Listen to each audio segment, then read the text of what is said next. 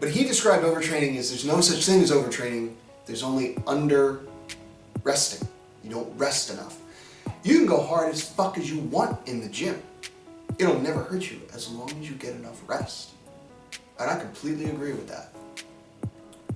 But that doesn't necessarily mean you have to miss a workout, because they jump right into deloading and talking about basically going in and using slightly less weight. Using less weight with higher reps to tax the muscular system versus the nervous system, which is the main goal of deloading. You're trying to give your nervous system a break while also working on your muscular system.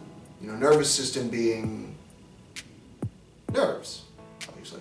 But, you know, also your joints and your tendons and things like that. Things that aren't muscles. Because those things tend to get overtaxed with more strength training. And going through the motion will help them heal, but if you're constantly putting pressure on them, they won't recover as well.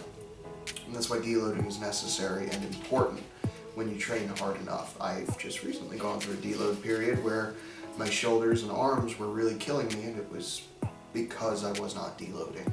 I was just going so hard for so long that my body finally said enough is enough. And I listened. Then they, you know, the rule of fours with these guys, nothing like video games with the rule of threes. So they talk about structure, strength, speed, and silence. And that's their training pillars. Basically, you want to work on the structural integrity of your body first. Things like stretching, yoga, strong core, that sort of thing. Then you work on the strengthening of the muscle groups. Once you have the strength, then you're going to work on the speed of it. And then you need to take a break with silence. And silence is basically rest. That's what silence is, you know, taking a break, really listening to your body, listening to what needs to be retuned every once in a while. And it's very important in training and very important in life too. That's why I think training is a great metaphor for life, because there's always going to be more weight, there's always going to be new challenges, that sort of thing.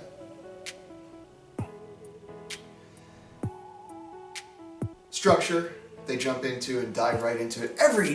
Almost every important word that they mention in this book, they have an entire section just devoted to that, where they dive into almost too much detail about that thing. And I love that about it, because that's like me. I talk so much that I end up going, oh yeah, I forgot to mention this about this, and here's a paragraph about it. So they talk about the structural lesson. They describe a story about a young man named Danny, who basically got fucked up from wrestling, and they completely fixed him, and I believe he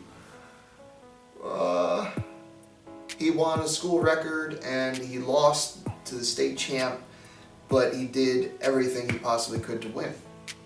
Did I just ruin that for everybody? It doesn't matter. It's a lot like Coach Carter in that sense. Good movie, by the way. I enjoyed that film. Then they actually give you descriptions of his workouts. So it's like, if I'm a person with a fucked up back, holy shit, and I'll show that without fear. You know, they show the workout and the example of what they did to get him fixed.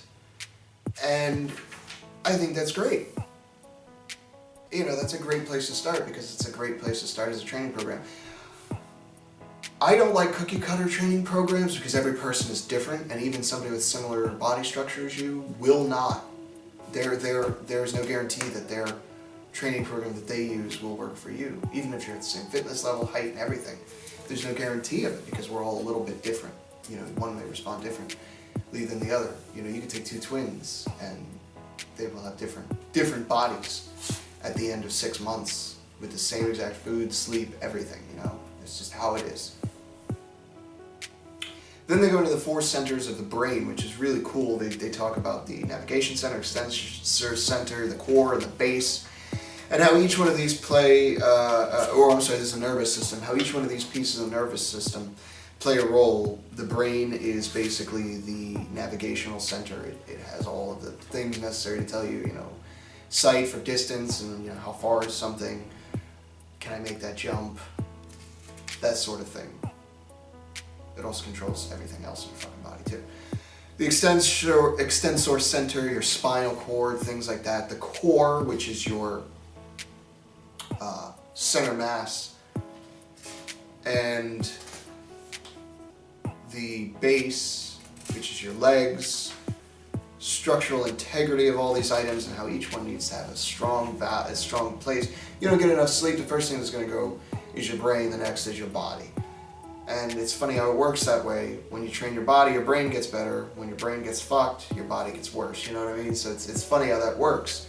And I think there's so much detail in this particular section, like almost to the point where you're overblown and you need to read through it 3 or 4 times if you really want to truly understand what they're diving into in terms of their nervous system / building process of a body. It's very well organized. I'm jumping back and forth because I'll read one thing and I'm like, oh yeah, that was about this, and then I read 2 sentences and I go, oh shit, that's not what that was about at all, and then I have to double talk myself. So, forgive me, I apologize. And at the same time, get the fuck